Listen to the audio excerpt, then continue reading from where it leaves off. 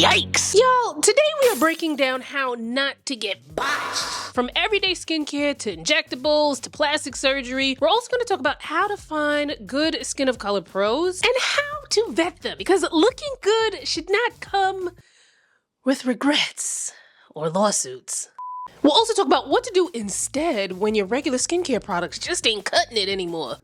Let's go. All right, so I'm gonna put the timestamps in the description box, but watch the full video. All right, so this first section is on how everyday skincare products can go left. Like, we didn't even get to botched professional treatments, and there is already a plethora of ways that you, my dear friend, can f up your skin at home. And friend, usually it starts because, you get some sort of breakout or hyperpigmentation, and that's life. It happens to the best of us. However, some of y'all be so quick, so fast to get rid of that breakout or the hyperpigmentation, and so impatient. You have zero patience that you're willing to go through literal chemical warfare with your skin in an attempt to hurry up and get rid of it. And then you F around and find out, because quite often when you do the most with your skin, you wind up getting the least. So I have coined an easy to remember acronym for you to remember when it comes to skin.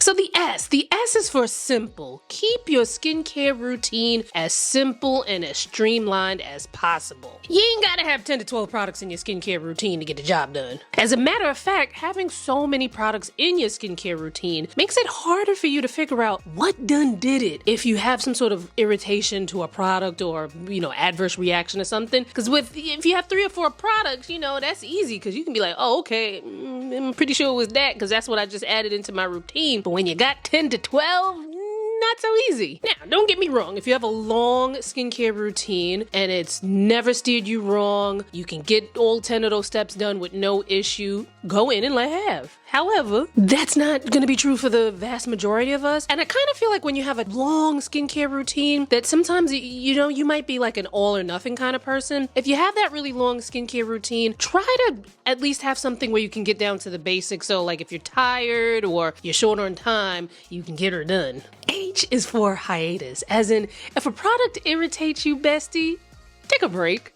Take a little time out. Go on a little hiatus, okay? Because contrary to, a common misconception, you ain't gotta be the strongest soldier. If a product irritates you, you ain't gotta tough it out. It's okay. It's okay to wave the white flag of defeat, Skincare products, if they tingle, that doesn't mean like, oh my gosh, this is working. It could very much mean that it's working against you, friend, okay? I is for investigate and instructions. Now, I know y'all love a nasty skincare DIY, right?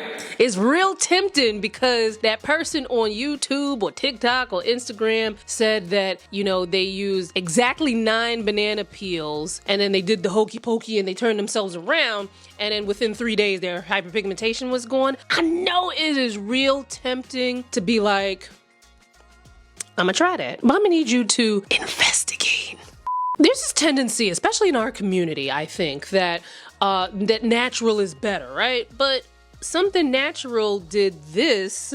So before you go and try that kojic acid soap or, you slap on that turmeric mask, I want you to investigate various sources and see what the various sources say about this. So we are living in a wonderful time where there are a lot of great skin professionals online that you can, I'm not telling you to go, DM everybody and be like, hey, what do you think about this? 9 times out of 10, they probably have some sort of content on the topic. You look it up, you see if there's a consensus among them. If there's not, then maybe you probably shouldn't try it. And when I say various sources, I don't mean like the first 3 websites that come up on a Google search. So for me, when I'm investigating something in skincare, I not only look at professionals like dermatologists and estheticians, but I also look at people in skincare who make products like cosmetic chemists or toxicologists who, are making sure that the products are safe. So, I look at varied sources. T is for take it easy. Slowly introduce new products into your skincare routine. As a matter of fact, let's back it up. Before you even introduce something new into your skincare routine, do a patch test first. So trying something new for the first time, do a patch test.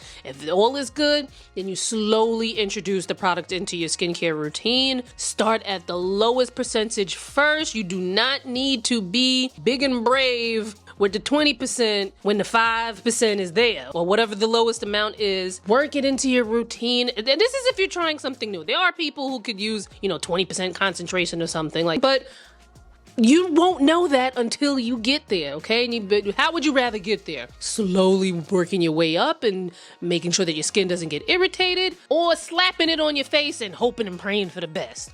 Y'all also need to take it easy with the exfoliants, okay? Now, some of it is not your fault, because there are exfoliants that tell you to use them every day. And that is because they don't keep skin of color in mind in every single product that's made out there. With exfoliants, if you have dry skin, 1 to 2 times a week. If you have oily skin, 1 to 3 times a week. But friends, regular skincare products are amazing for your regular skincare maintenance. However, they can only do but so much. If you have texture issues, fine lines and wrinkles, you have some dark spots that you was like, yo, I thought we were done, why are you still here? Then you need a little bit more than your regular skincare. And there's certain ingredients and certain products that you can't just waltz into Sephora or Walgreens and get. Go to your doctor to get them. When I had some under eye discoloration that like nothing was helping with, I went to my dermatologist and I was like, doctor, help me out here. And she said, you know what? I'm going to prescribe you a topical skincare that, I'm going to tell them to put these ingredients in it and boom, boom, boom, boom, boom. And you use it with my instruction, under my care and under my instruction. So I was like, all right, bet. I told you guys about it. And although I told y'all in the video several times that the prescription doesn't have a name, a lot of y'all kept asking me, what is the name? It doesn't have a name, okay? Now, if you don't have a dermatologist that you can go to, there is an amazing service from Agency, and shout out to Agency for sponsoring this video and being an amazing supporter of this channel. So with Agency, you can get custom prescription skincare, very, very similar to the prescription cream that I use for underneath my eyes that I would say was one of the things that helped the discoloration out the most. You can get something similar without even leaving your house, thanks to Agency and their team of licensed dermatology providers. So that prescription that I used, that once again, it doesn't have a name, y'all, just had different ingredients in it or whatever, but you can get something similar from Agency right from your phone. Like, you can be right up in here with it. So how it works, you take a skin quiz, you take pictures of your skin, you send it over, a licensed dermatology provider at Agency looks it over. They're like, okay, which of our active ingredients, and they use active ingredients that have long receipts of proving their efficacy, things like tretinoin and hydroquinone. So they determine which of those active ingredients at which percentages are going to go into your custom formula. Best yet, you are going to get clear instructions on how to use this prescription skincare. There's going to be a portal where everything is listed out. You'll learn what to use your custom prescription skincare with, when to use it, what you should use it with, what you shouldn't use it with. And if you have any questions, you can easily just message your licensed dermatology provider and they'll get back to you. Like, you really can't beat that kind of botch prevention. But y'all, please read the directions, okay? Because reading is more than fundamental, It could save your skin. Scan this QR code here with your phone or check out the link in my description box for information on how you can get a special offer on your first box with Agency and win back your skin confidence. Oh, and in case you were wondering what happened with her skin, she did an at-home chemical peel. No, not the type that you could probably buy from Sephora or, get over the counter, it's made for at-home use. No, she did the type of peel that only licensed estheticians or dermatologists should be doing. And speaking of, now section 2 is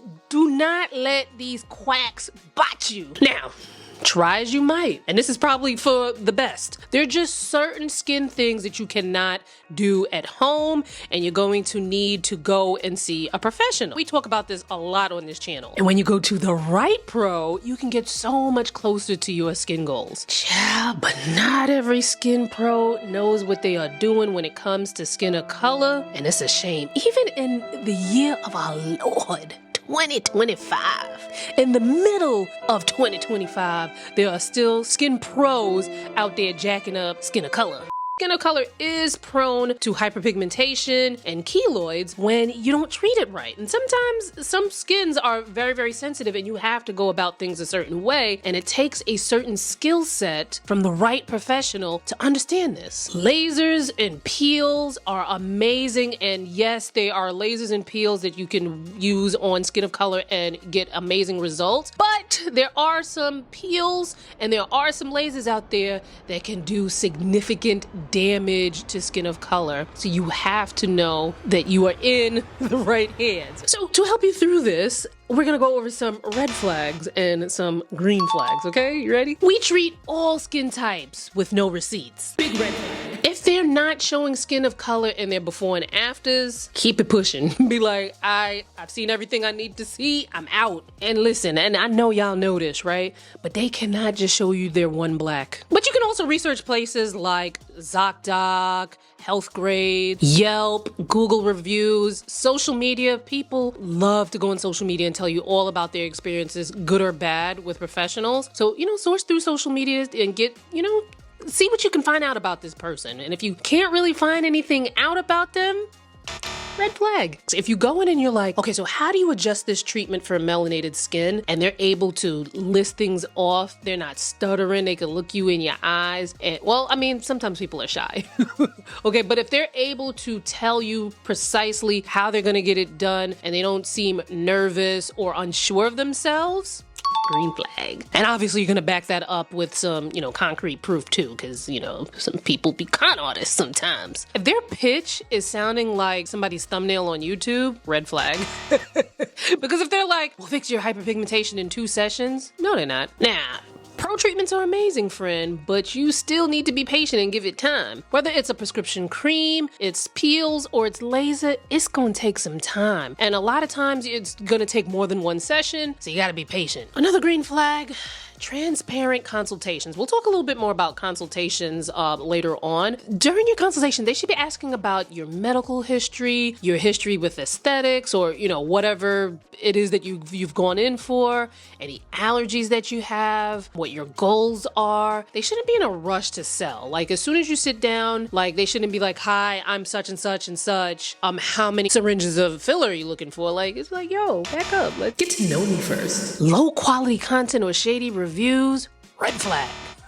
Okay, if their Instagram is looking like a stock photo site and their reviews seem kind of shady, like maybe like they're AI generated, run. Another green flag, board certification and or advanced training. Board certified doctors, these are things that you can look up. You can look up to see if the person's license is, still active, if they have any strikes against them. In addition to the reviews, these are things that you also want to research when you look up these professionals, right? Now, obviously, there's no such thing as a board certified esthetician or, things of that nature, but estheticians also have to be licensed. So you want to go on, and they're licensed by your state. So you want to go on whatever your state, you can Google New York, New Jersey, California, Alabama, whatever, and Board of Estheticians or whatever it's called. And you could look up to make sure that this person is actually licensed, because unfortunately people lie. But another thing, just because someone has a medical background doesn't necessarily mean that they should be doing what they're doing, okay? So there are some dermatologists who really, really do well with aesthetics. Basically, that means things like peels, your injectables, your deeper facials, yada, yada, yada, right? But there's some dermatologists who specialize in scalp. I'm not gonna have the scalp specialist giving me tear trough filler. And I'm not gonna have the tear trough filler specialist dealing with my hair loss when that's not what they specialize in. So look for that as well too. And it's also really helpful to understand what certain professionals are able to do. So let's quickly break down what estheticians do versus dermatologists versus plastic surgeons. So estheticians are probably who you are going to see most often out of the skin pros. It really depends on what your skincare needs are and your budget and things like that. But estheticians are who you're gonna go to for your things like your routine routine facials, certain peels. Some estheticians are also able to do injectables as well, but I would also make sure you take a look at that work because some people might not be as specialized in that, and you want somebody who they could do it with their eyes closed, okay? Estheticians are amazing, but they cannot treat medical conditions and they cannot prescribe medication. Now, dermatologists are who you go to for bigger issues with your hair, skin, and nails. So things like chronic acne, eczema, scalp issues, hair loss. I can't think of an issue that you would have with your nails, but dermatologists also help you with issues with your nails. But again, like I mentioned before, some derms specialize in certain areas while others don't. Okay, so I'm not having the person who's really great at scalp doing my filler. I want the person who's really good at putting in filler to do my filler. Now, plastic surgeons are who you go to for surgical procedures to reconstruct or enhance the face and the body. So, rhinoplasty, blepharoplasty, blepharoplasty is like the B and then that PH, like my lips just be like blepharoplasty. But blepharoplasty is surgery, around the eye area. So sometimes people may have the under eye bags surgically removed. Some people who have hooded eyes might get some of that excess skin removed. That would be a form of a blepharoplasty. There's facelifts, body contouring. Again, certain plastic surgeons specialize in certain procedures. Me, myself, personally, I'm not getting my facelift from the guy who does BBLs, okay?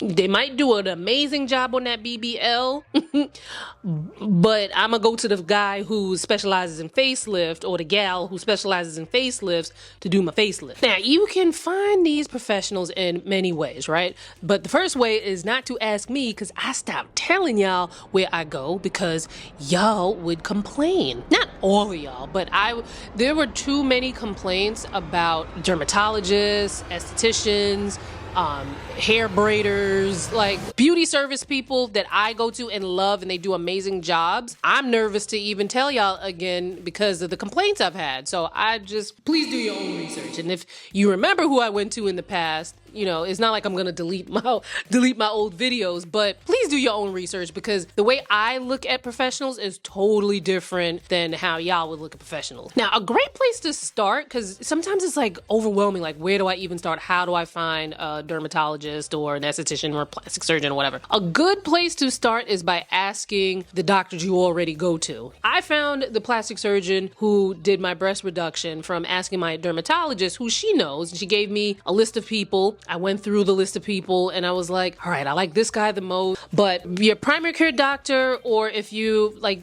any of your doctors, your gynecologist, your podiatrist, whoever, doctors know doctors. You can ask them, who do you know? And they'll probably give you some referrals, and then you go and research that person using all the things that we talked about already. You can also look through the directory from your health insurance because there'll be doctors who are within your network. Just understand that a lot of cosmetic procedures aren't covered by insurance because they're cosmetic. But if you're going to a doctor for something like acne or eczema or psoriasis or something like that, I would hope those things are covered by your insurance. But you can go through your insurance to get a directory of doctors, and obviously you do your research on them from there. Obviously, you can also ask family, friends, but again, you do your research. And if you're like, you know what, I'm just gonna do a Google search, esthetician near me, and a bunch of names will pop up. That's how I found the person who does my electrolysis.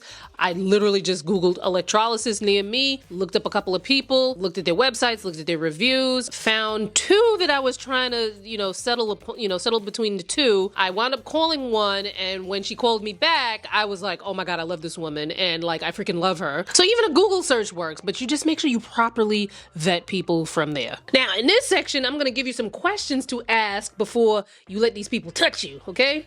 Now, one thing I also wanna point out, I do this from time to time, but I gotta remember to say it, a little bit more often. Somebody doesn't have to be of color to know what to do with color. There are a lot of skin professionals out there that know what to do with varying skin tones because they're supposed to, but you just gotta grill everybody. And just because somebody is black or of color doesn't mean that they're not gonna botch you, okay? So just keep that in mind. So, a question, what's your experience with treating darker skin tones, okay? And listen and look at them. If all of a sudden they could be a red flag, okay? Another question, have you ever caused post-inflammatory hyperpigmentation or keloids or scarring for any of your patients? And if so, how did you handle it? Or you can kind of like, because if they say, no, I've never had that, then you can say, well, how would you handle it? Another question, do you do test spots for peels or lasers? Now, when I saw this question, I was like, dang, I never asked that. But then I remembered when I went for my laser hair removal, they did do a test spot on me the first time. That was a while ago, but they did do a test spot. But that's a good question to ask. Do you do test spots for peels or lasers? Because that's like a patch test. Ooh, another question. What would you not recommend for my skin tone and why? And don't be afraid to ask these questions, because what would you rather? Have your ear attached to your cheek because you ain't asked any questions, or would you just rather ask the questions? Now, this next section is probably the biggest thing, and this is what I use the most, which is why I be like, y'all got to do your own research. Don't just go to who I go to, and why I kind of slowed down on telling y'all who I go to, because one, I use my gut. My gut does not steer me wrong. So I do the things that I mentioned here in the video, but probably what outweighs things the most for me is my gut. Like, I can feel a vibe. You know what I'm saying? Like, I can feel a vibe, and I can feel when something's wrong, and like, you know, if something feels wrong, something might be wrong. Now, in certain circumstances, that might seem a little scary, because you're like, dang, I might miss out on the money. Like, I might miss my deposit. But my thing is if you feel like something is wrong, like something bad is gonna happen, to me, I would rather lose the money than to risk something bad happening. So you gotta trust your gut. I also highly recommend going in for a consultation. Now, I mentioned that we were gonna talk about this, and this is that moment. So a consultation, first of all, 9.9999999 times out of 10, it's not going to be free. Consultations can run anywhere from $250 and up, right? I think I paid $500 for my consultation with my plastic surgeon, but a lot of times if you go ahead and book with them, they'll give you that money as a credit towards your service, right? But if you don't book the service, obviously you're not getting that money back. I think that it is worthwhile to book that consultation after you have already vetted this person, you know, through your research and, you know, ask any questions that you could. You can get a feeling of whether this person is going to be patient, if they're willing to answer your questions, if you know, the type of vibe that you're getting from this person. All of that is something that you can glean from an in-person consultation. Custom prescription skincare, to me, you can do that virtually, like with agency. But if it's something where like there's a procedure involved, you want that in-person consultation so you can get a feel of that person's vibe. And I really want to drive this point home, because like I feel like a lot of people are nervous to stand up for themselves, right? And standing up for yourself doesn't necessarily mean that you have to be mean. Like, I stand up for myself all the time and people love me. No, but listen, do not feel shy about asking your questions.